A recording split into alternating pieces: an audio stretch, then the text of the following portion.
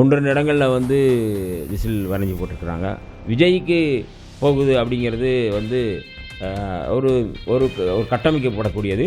விஜய் வந்து ஒரு அட்டகத்தி அப்படிங்கிறத வந்து இளைஞர்கள் புரிஞ்சுக்கிறாங்க. திமுக கூட்டணி சார்பில் போட்டியிடும் விடுதலை சிறுத்தைகள் கட்சியின் துணை பொதுச் செயலாளர் வன்னியரசு தற்போது நம்முடன் இருக்கிறார். அண்ணா வணக்கம்ண்ணா. வணக்கம்ண்ணா. திண்டிவனம் தனி சட்டமன்ற தொகுதியில் போட்டிடுறீங்க. இன்றோடு தேர்தல் பிரச்சாரம் முடிவடையக்கூடிய நிலையில் உங்களுக்கான களம் எப்படின்னு இருக்குது? நல்ல வரவேற்பு, ஒரு எதிர்பார்ப்பு இந்த தொகுதியில் இருக்குது, திண்டிவனம் தொகுதியில். ஏனென்றால் கடந்த 5 ஆண்டுகளில் வந்து சட்டமன்ற உறுப்பினராக இருந்த அதிமுகவினுடைய எம்எல்ஏ மரியாதைக்குரிய அண்ணன் அர்ஜுனன் அவர்கள் இந்த தொகுதிக்கும் எதையும் செய்யலை, எங்களை வந்து பார்க்கல, எங்கள் கோரிக்கையை கேட்கல, எங்களுடைய விண்ணப்பங்களை கூட பெறுவதற்கு அவர்கிட்ட அவரை எங்கே போய் சந்திக்கிறதுங்கிறது கூட தெரியல, அலுவலகம் கூட இல்லை.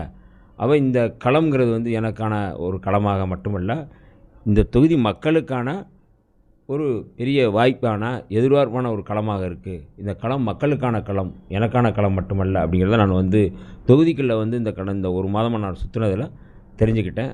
அதனால் இந்த திண்டிவனம் தொகுதி மிகச் சிறப்பாக மக்களுக்கு பணி செய்யக்கூடிய ஒரு வாய்ப்பை உருவாக்கக்கூடிய தொகுதியாக இருக்குது. கட்டாயம் நான் வந்து இந்த தொகுதியில் வந்து வெல்லுவேன்.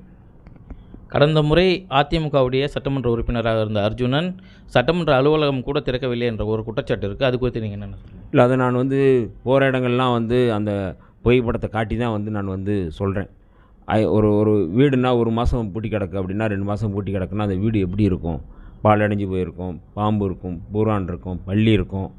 5 ஆண்டுகளாக வந்து ஒரு அலுவலகம் பூட்டி கிடக்கு அப்படின்னா அந்த அந்த தொகுதியினுடைய சட்டமன்ற உறுப்பினருடைய லட்சணம் என்ன அப்படிங்கிறத மக்கள் கேட்குறாங்க, நான் கேட்கல. நாங்கள் எங்கெங்கே போய் அவரை போய் பார்க்குறது, மனு கொடுக்கணுமா இல்லையா, எங்கள் கோரிக்கை சொல்லணுமா இல்லையா, அவர் என்ன வந்து எதுக்காக வந்து பூட்டியே கிடக்கு, எங்கே போய் நான் அவரை சந்திக்கிறது? ஒரு முதலமைச்சர்கிட்ட சட்டமன்ற உறுப்பினர் என்ன கோரிக்கை வைப்பாருன்னா, மக்களுடைய உணர்வுகளை, மக்களுடைய தேவைகளை, மக்களுடைய பிரச்சனைகளை தெரிஞ்சுக்கிட்டு அங்கே போய் வந்து கோரிக்கை வைப்பார். ஆனால் அதை கூட தெரிஞ்சிக்க முடியாத, அதை தெரிஞ்சிக்க விரும்பாத ஒரு இடம்தான் நீங்கள் வந்து நம்முடைய தொகுதியாக இருக்கிறது. நம்முடைய சட்டமன்ற உறுப்பினர் எங்களுடைய அண்ணன் மரியாதைக்குரிய அர்ஜுனன் அவர்கள் அதை வந்து செஞ்சுருக்கிறாரு. அதனால் இந்த அலுவலகம் நான் வந்த உடனே முதல் வேலையாக அந்த அலுவலகத்தை திறப்பேன். இங்கே மட்டுமல்ல, திண்டிவனத்தில் மட்டுமல்ல, மரக்காணத்திலும் ஒரு அலுவலகம், சட்டமன்ற அலுவலகம் திறந்தே இருக்கும். 24 மணி நேரம் திறந்திருக்கும். யார் வேணாலும் அங்கே வரலாம், அது வந்து தங்கலாம் கூட. அது வந்து நீங்கள் கோரிக்கையை கொடுக்குற ஒரு அலுவலகமாக கூட நான் வந்து பார்க்கல. அதை வந்து மக்கள் பிரச்சனையை விவாதிக்கக்கூடிய, பேசக்கூடிய ஒரு இடமாக அந்த அலுவலகத்தை நான் மாற்றுவேன். ஆகவே திறக்காமல் பூட்டி கிடக்கின்ற அத்தனை கதவுகளும் இனி திறக்கப்படும். உங்களை எதிர்த்து போட்டியிடக்கூடிய அர்ஜுனன் பிரச்சாரத்துக்கு போராட்டத்திலலாம் ஒரு குற்றச்சாட்டு வைக்கிறார் உங்கள் மேலே. நீங்கள் வெளியூர்காரர் என்றும் அவர் இந்த மண்ணின் மைந்தன் என்றும் குற்றச்சாட்டு வச்சு பரப்புரை மேற்கொள்ள, அது குறித்து உங்களுக்கு கருத்து? இல்லை, இது வந்து என்னென்னா, நான் வந்து இந்த தொகுதியில் பரப்புரை செய்கிறதில்ல. இந்த தொகுதிக்கு நான் செய்யக்கூடிய நல்ல வாய்ப்புகள் இது குறித்து அவர் பேசாமல் உள்ளூர் வெளியூர் அப்படின்னு பேசுகிறார். நீங்கள் எதை விவாதிக்கணும்? நீ நல்லது செய்றியா, நான் நல்லது செய்கிறேன், இதுதான் விவாதிக்கணும். உள்ளூரா வெளியூரான்னு விவாதிக்கிற இடம் வந்து இந்த இடம் இல்லை. அப்படி விவாதிச்சிங்கன்னா திண்டிவனத்தில் இருக்கிற அண்ணன் சிவி சண்முகம் மயிலத்துக்கு போகிறார். அவர் அந்த ஊருக்கு வெளியூருக்கார். அவர் தலைவராக ஏற்றுக்கொண்ட ஜெயலலிதா அம்மையார் வந்து எந்த ஊருன்னு தெரியும். அவங்க போய் அருப்புக்கோட்டையில் போய் நின்று ஜெயிக்கிறாங்க. இந்த கட்சியினுடைய நிறுவனம் இருக்கக்கூடிய மரியாதைக்குரிய புரட்சி தலைவர் எம்ஜிஆர் அவர்களே வந்து தமிழ்நாட்டுக்காரர் கூட இல்லை, அவர் வந்து இலங்கையை சேர்ந்தவர்னு சொல்லி சொல்கிறாங்க. அதனால் அதிமுகவை சேர்ந்த நண்பர்கள் இந்த மாதிரியான ஒரு குற்றச்சாட்டை சொல்வது அப்படிங்கிறது அரசியலில் வந்து அதாவது மிக தெளிவாக துணிச்சலாக நீங்கள் தொகுதியில் என்ன பிரச்சனைங்கிறத சொல்லாமல் மடைமாற்றம் செய்யக்கூடிய முயற்சி, அவருடைய தோல்வியை அவரே ஒப்புக்கொள்கிறார் அப்படிங்கிறத, அவர் ஏற்றுக்கொள்கிறார் அப்படிங்கிறத இதில் வந்து சொல்ல வருது. பிரச்சனையை பேசுங்க. யார் வந்து சட்டமன்றத்துக்கு வந்தால் பேசுவாங்க, யார் மக்கள் பிரச்சனையை பேசுவாங்க, யார் வந்து நான் மக்கள் மன்றத்தில் நின்று நான் பேசுவேன், சட்டசபையில் நான் பேசுவேன். இந்த மக்களுக்காக சிறைக்கு போனவன் வந்து வன்னியரசா இல்லை மரியாதைக்குரிய அர்ஜுனன் அப்படிங்கிற மக்கள் விவாதிக்கிறாங்க. இந்த தொகுதிக்கு முழுமையாக நல்லது நடக்கக்கூடிய, நல்லது செய்யக்கூடிய வேட்பாளர் வேணும் அப்படிங்கிறத மக்கள் வந்து புரிஞ்சுக்கிட்டாங்க. அதனால் அந்த மாதிரியான ஒரு விவாதம், அந்த மாதிரியான ஒரு குற்றச்சாட்டு அப்படிங்கிறது வந்து மக்களே ஏற்றுக்கொள்ள மாட்டாங்க. அவர் வந்து இந்த தொகுதியை சேர்ந்தவர் தான், இந்த ஊருக்காரர் தான். ஆனால் இந்த ஊருக்கு அவர் எதையும் நல்லது செய்யலை. சொந்த ஊருக்கு அவர் நல்லது செய்யலை, சொந்த தொகுதிக்கு அவர் நல்லது செய்யலை. நான் அவருடைய சொந்த ஊருக்கு போய் பிரச்சாரம் பண்ணால் அந்த ஊர் மக்கள் என்னை வந்து மாலை போட்டு அப்படியே வந்து தூக்கி வரவேற்றாங்க. அதிலே ஊரில் அவருக்கான மரியாதை என்னன்னு தெரிஞ்சு போகுது. சொந்த ஊருக்கு சொந்த தொகுதி மக்களுக்கு துரோகம் செய்யக்கூடியவர் வேண்டுமா? சொந்த தொகுதி மக்களாக நினைத்து நான் ஒரு வேலைக்காரனாக வந்து சேவை செய்கிறவன் வேணுமா அப்படிங்கிறத நான் தொகுதி மக்கள்கிட்ட நான் விடுறேன் நான் இந்த வாதத்தை. படித்த இளைஞர்கள் வேலைவாய்ப்பு இல்லாமல் பெருமளவில் இருக்கிறாங்கன்னா, நீங்கள் வெற்றி பெற்றால் அவர்களுக்கான வேலைவாய்ப்புக்கான திட்டங்களாக என்ன கொண்டு வருவீங்க? இந்த தொகுதியில் நான் முக்கியமாக அதாவது நான் வந்து என்னுடைய இன்ட்ரெஸ்ட்டில் இந்த தொகுதியில் நான் ரொம்ப விரும்புகிறது அப்படின்னா, படித்த தம்பி தங்கைகளுக்கு வேலைவாய்ப்பு ரொம்ப முக்கியமாக நான் பார்க்குறேன். ஏன்னா அந்த வேலைவாய்ப்பு அப்படிங்கிறது தமிழ்நாடு முழுக்க இருக்குது. ஆனால் இந்த தொகுதியில் நான் வந்து குறிப்பாக வந்து படித்த தம்பி தங்கைகளுக்கு நான் அதை செய்யணும்னு நினைக்கிறேன். அது என்னுடைய கடமையாக நினைக்கிறேன். இன்னும் என்ன காரணம் அப்படின்னா, சென்னைக்கு மிக அருகில் இருப்பது வந்து திண்டிவனம். சென்னையில் என்ன தொழில் வளம் இருக்கோ, என்ன அங்கே வந்து தேவைகள் இருக்கோ, அங்கே என்ன வந்து நிறைவு செஞ்சுருக்காங்களோ அது எல்லாமே திண்டிவனத்துக்கும் பொருந்தும், திண்டிவனத்துக்கும் செய்யப்படும். ஆனால் இந்த 5 ஆண்டுகளில் வந்து மரியாதைக்குரிய அண்ணன் அர்ஜுனன் அவர்கள் சட்டமன்ற உறுப்பினராக இருந்தார், அவர் எதுவும் செய்யலை. மரியாதைக்குரிய அண்ணன் சிவி சண்முகம் அவர்கள் 10 ஆண்டுகளாக இந்த தொகுதியில் எம்எல்ஏவாக இருந்தார், அவரும் இந்த தொகுதிக்கு ஒன்றும் செய்யலை. சொந்த தொகுதி மக்களுக்கு அவங்க யாருமே எதுவும் செய்யலை. அப்போ நான் என்ன நினைக்கிறேன்னா, இது என்னுடைய தொகுதி, என்னுடைய மக்கள். இந்த திண்டிவனம் வந்து இனி என்னுடைய தொகுதி, என்னுடைய மக்கள். அவர்களுக்கு நான் என்ன செய்யணும் அப்படிங்கிறத, இப்போ வந்து நிறைய அந்த பகுதியில் விவசாய நிலங்கள் இருக்குது, சவுக்கு பயிரிடுறாங்க. அப்போ இந்த விவசாயிகளுடைய கோரிக்கைங்கிறது என்ன அப்படின்னா, சவுக்கு மரங்களை வந்து கூழாக்கி தொழிற்சாலை ஒன்று கொண்டு வரணும் அப்படிங்கிறது ரொம்ப முக்கியமாக கேட்குறாங்க. அந்த தொழிற்சாலையை நான் வந்து கட்டாயம் நான் வந்து தொழிற்சாலையை உருவாக்குவேன். அப்படி உருவாக்கும்போது விவசாயிகளுக்கும் அது பயன்படும், அங்கே படித்த இளைஞர்களுக்கும் அங்கே வந்து வேலை கிடைக்கும். இது மாதிரி நிறைய தொழிற்சாலைகளை உருவாக்கணும், தொழில் முனைவோர்களை உருவாக்கணும், கொண்டு வரணும். இங்கே வந்து தொழில் முனைவோர்கள் தைரியமாக வந்து இங்கே வந்து நீங்கள் வந்து தொழில் செய்யுங்க வாங்க அப்படின்னு சொல்லும்போது இந்த திண்டிவனம் வந்து மிக சிறப்பாக இருக்கும். ஏன்னா எங்கள் கட்சியினுடைய நாடாளுமன்ற உறுப்பினர் மரியாதைக்குரிய அண்ணன் ரவிக்குமார் அவர்கள் ஒரு எழுத்தாளர். அவர் வந்து இன்றைக்கி வந்து சிப்காட் உருவாக்கியிருக்கிறாங்க. அவருடைய கோரிக்கை தான். அப்போ இன்னும் கூடுதலாக அதுக்கான என்னென்ன சிப்காட் கொண்டு வரணும் அப்படிங்கிறது நான் வந்து சட்டசபையில் பேசி இந்த தொகுதியை நான் சொன்னது தான், இனி திண்டி வனம் அல்ல திண்டி வளம் என்று சொல்லக்கூடிய வகையில் இந்த தொகுதியை நான் மாற்றி காட்டுவேன். நீங்கள் வெற்றி பெற்றால் முதல் 100 நாட்களுக்குள்ளாக திண்டிவனம் தொகுதிக்கான வளர்ச்சி திட்டங்கள் என்னென்ன கொண்டு வருவீங்க? அதை நான் ஏற்கனவே சொன்னேன். நான் வெற்றி பெற்ற உடனே 5 ஆண்டுகளுக்கான திட்டம் அப்படிங்கிறத தாண்டி ஓராண்டு, முதலாண்டு, 2வது ஆண்டு, 3வது ஆண்டு, 4வது ஆண்டு, 5வது ஆண்டு, இப்படி ஒவ்வொரு ஆண்டுக்கான செயல் திட்டங்களை நான் வரையறுப்பேன்.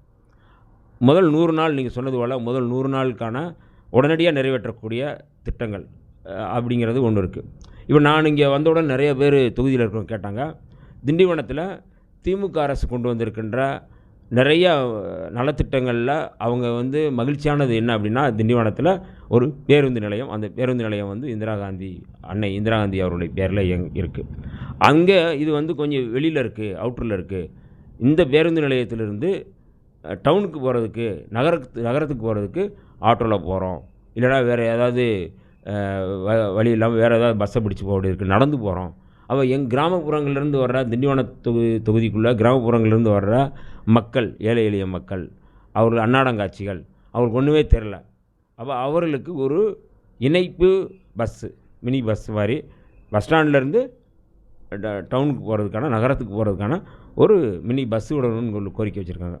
இது முதல் கோரிக்கையாக அவர் வைத்ததை நான் நிறைவேற்றுவேன். இது இந்த 100 நாளில் ரொம்ப ரொம்ப முக்கியமானது. என்னுடைய அம்மா, என்னுடைய அண்ணன்கள், இங்கே இருக்கிற தம்பிங்க எல்லாருமே கேட்கக்கூடிய கோரிக்கையை நான் வந்து நிறைவேற்ற ஒன்று.